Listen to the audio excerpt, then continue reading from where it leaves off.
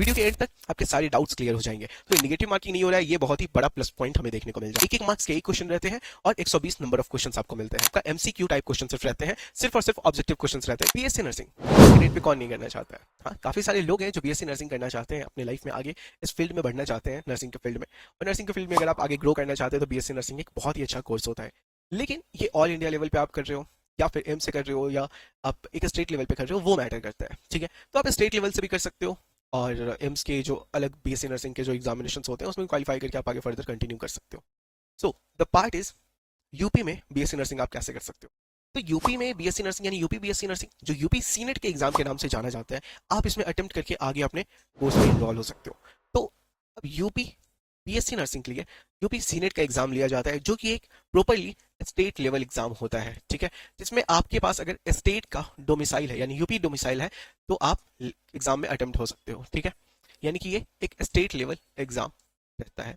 इसमें आपको बहुत सारी चीजें जानने का इच्छा होता है कि सर इस एग्जाम के लिए कट ऑफ क्या होते हैं, सर इस एग्जाम के लिए एलिजिबिलिटी क्या हो सकती है, सर क्या हम इस एग्जाम में बैठ सकते हैं, सर ये एग्जाम जो है इसमें पूछा क्या क्या जाता है, सब्जेक्ट्स कौन कौन से आते हैं और मार्क्स डिस्ट्रीब्यूशन क्या होता है। सर ये सब कुछ आपको हम इस वीडियो में क्लियर करेंगे, तो बने रहिए हमारे साथ में वीडियो के एंड तक, आपको सारे डिटेल्स यहाँ पे देखने को मिलेंगे। ठीक है, सर एग्जाम कब होता है, एग्जाम का फॉर्म फी कब का होता है, कितना होता है, कब फॉर्म रिलीज होता है, ये सारी चीजें इस वीडियो में क्लियर होने वाली है। वीडियो के एंड तक आपके सारे डाउट्स क्लियर हो जाएंगे। तो चलिए हम लोग चलते हैं अपने फर्स्ट पार्ट पे कि हम लोग इस वीडियो में क्या क्या टॉपिक कवर करेंगे। तो पहले हम लोग एक एग्जाम को लेकर ओवरव्यू देखेंगे, फिर कैटेगरी वाइज फी हम लोग यहाँ पर देखेंगे, फिर क्वेश्चन के क्या पैटर्न्स रहते हैं और एग्जाम के क्या पैटर्न्स रहते हैं, वो सिलेबस को बहुत ज्यादा डिटेल में इस वीडियो में नहीं, सिलेबस को पूरी डिटेल में हम लोग एक दूसरे वीडियो में कवर करेंगे। और फिर आपके लिए बेस्ट बुक क्या हो सकता है प्रिपरेशन के लिए, और 2025 का प्रीवियस ईयर कट ऑफ क्या रहा और 2026 का क्या एक्सपेक्टेड कट ऑफ हो सकता है, क्या सेफ मार्क्स हो सकता है आपके लिए, उस पर हम लोग यहाँ पर बात करेंगे।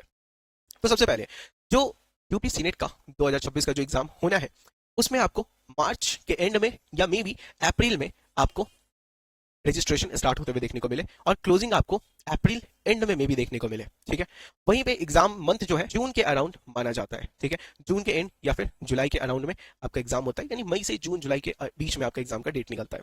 फिर मोड ऑफ एग्जामिनेशन आपका ऑफलाइन होता है, OMR बेस्ड होता है। ठीक है, ओके। फिर मीडियम ऑफ लैंग्वेज आपका बाइलिंगुअल होता है, यानी कि पेपर जो आता है आपका हिंदी और इंग्लिश दोनों में ही आपसे पूछा जाता है। तो ये आपके लिए एक बढ़िया पार्ट रहता है, इसमें लैंग्वेज बैरियर आपके लिए नहीं आता है, यानी कि आपके भाषा की वजह से आपको परेशानी नहीं होगी। ठीक है, वहीं पे कैटेगरी वाइज फी जो देखा जाए, यानी कि फॉर्म का फी कितना रहता है, तो जनरल के लिए 3000 फॉर्म फी रहता है, वहीं पे EBC SC ST या PWD के लिए 2000 फॉर्म फी रहता है। ठीक है, वहीं पे आगे बढ़ते हैं हम लोग, क्वेश्चन पैटर्न क्या रहता है। तो देखिए टोटल नंबर ऑफ क्वेश्चंस आपको 120 मिलते हैं और हर एक क्वेश्चन एक मार्क्स का होता है, जिस वजह से आपको टोटल मार्क्स आपके 120 रहते हैं, यानी कि 120 मार्क्स के क्वेश्चंस रहते हैं, एक एक मार्क्स के एक क्वेश्चन रहते हैं और 120 नंबर ऑफ क्वेश्चंस आपको मिलते हैं। तो पासिंग मार्क्स अराउंड आपका 75 चला जाता है और कोई भी निगेटिव मार्किंग आपको देखने को नहीं मिलता है। ठीक है, क्लियर है। तो यहाँ पर आपका कोई निगेटिव मार्किंग नहीं हो रहा है, ये बहुत ही बड़ा प्लस पॉइंट हमें देखने को मिल जाता है, ये बहुत ही अच्छा पार्ट यहाँ हो जाता है। वहीं पे अब एग्जाम पैटर्न पे बात किया जाए तो mode of exam pen paper बताया जैसा OMR बेस्ड होता है और टाइप ऑफ क्वेश्चन आपका MCQ टाइप क्वेश्चन सिर्फ रहते हैं, सिर्फ और सिर्फ ऑब्जेक्टिव क्वेश्चन रहते हैं, कोई भी सब्जेक्टिव क्वेश्चन इसमें आपसे नहीं पूछे जाते हैं। ठीक है, मार्क्स पर क्वेश्चन मैंने बताया आपको 1 मार्क के रहते हैं, ड्यूरेशन आपके 140 मिनट्स नहीं सॉरी 2 आवर 20 मिनट्स के रहते हैं, यानी कि 2 आवर्स 20 मिनट्स, हाँ, यानी कि 120 और प्लस 20 दैट इज 140 मिनट्स के आपके पेपर रहते हैं। क्लियर है। अब इसमें आगे बढ़ेंगे तो आपका सब्जेक्ट वाइज डिस्ट्रीब्यूशन क्या रहता है। तो इसमें जो सब्जेक्ट्स आपसे पूछे जाते हैं, सबसे पहले फिजिक्स, केमिस्ट्री, बायोलॉजी और इंग्लिश। रिसेंटली आपका एक और सब्जेक्ट ऐड हुआ है, नर्सिंग एप्टीट्यूड, और सारे सब्जेक्ट से आपके 24 मार्क्स के क्वेश्चन रहते हैं। ठीक है, सारे सब्जेक्ट से 24 नंबर ऑफ क्वेश्चंस और हर एक क्वेश्चन जैसा कि मैंने आपको बताया 1 मार्क्स का होता है, यानी कि टोटल क्वेश्चन का नंबर भी आपका 24 होता है और इस तरीके से टोटल 120 नंबर के क्वेश्चन आपसे पूछे जाते हैं। ठीक है, यहाँ तक उम्मीद करते हैं कि आपका सब कुछ क्लियर है। कोई डाउट है आप कमेंट सेक्शन में लिख सकते हो या फिर नेक्स्ट वीडियो के लिए इंतजार कर सकते हो, वहां पर भी आपको डिटेल में बताया जाएगा।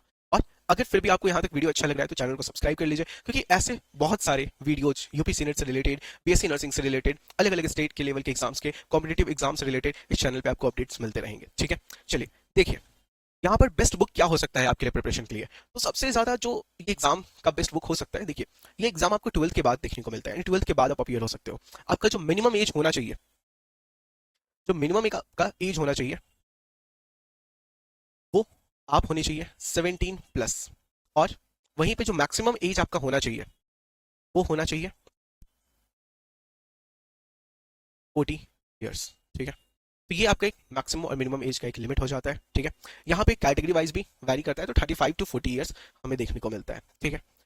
अब बेस्ट बुक्स, जैसा कि ये एग्जाम जो है वो यूपी बीएससी नर्सिंग एक 12th के बाद का एग्जाम है, तो इसमें जो पूछा जाता है वो 12th के लेवल ऑफ क्वेश्चन ही पूछे जाते हैं, जो आपके फिजिक्स, केमिस्ट्री और बायोलॉजी से आता है। यानी कि फिजिक्स के लिए, बायोलॉजी के लिए और केमिस्ट्री के लिए आपका एनसीईआरटी का ही बुक बहुत ज्यादा बेस्ट रहने वाला है। इसके अलावा आप कुछ हेल्प बुक्स अगर लेना चाहते हैं तो उसके लिए आपका एमटीजी फिंगर टिप्स, ये जो सारे बुक्स हैं ये आपके लिए बेस्ट बुक्स हो सकते हैं, ठीक है। एमटीजी पब्लिकेशन का फिंगर टिप्स आता है, इसी का आपका चैंपियन भी आता है, तो ये तीनों ही आपके फिजिक्स, केमिस्ट्री और बायोलॉजी के लिए आते हैं। ये बुक्स आप परचेज कर सकते हो, मार्केट में आपके अवेलेबल है।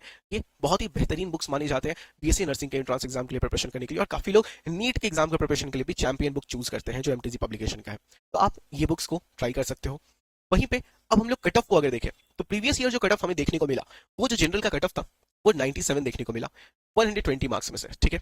वहीं पे ओबीसी का 96 और फिर ईडब्ल्यूएस का 92, एससी का 89 देखने को मिला, एसटी का 80 देखने को मिला और पीएच आपका 53 देखने को मिला, क्लियर है। तो फिजिकली हैंडीकैप्ड का आपको 53 देखने को मिला है। अब 2026 में आपके लिए क्या सेफ स्कोर रह सकता है, तो अगर आप जनरल से फाइट कर रहे हो तो आपको क्या करना है, आपको एटलीस्ट 100 प्लस मार्क्स स्कोर करना है और यही आपका सेफ स्कोर रहेगा।